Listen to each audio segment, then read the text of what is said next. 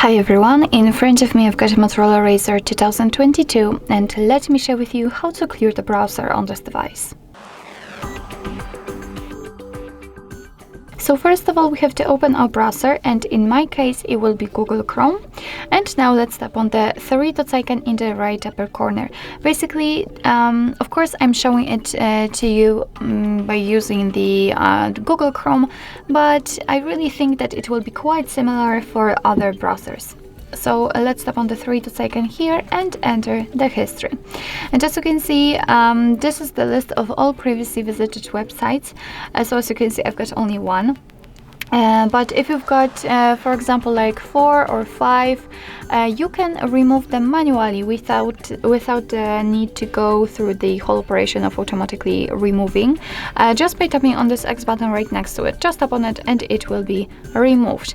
But if in your case this list is so wide, so for example like 2 or 3 years, then I highly recommend to simply tap on clear browsing data.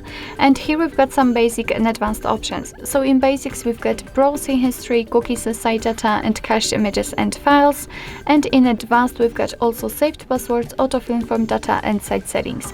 So basically if you want to remove something,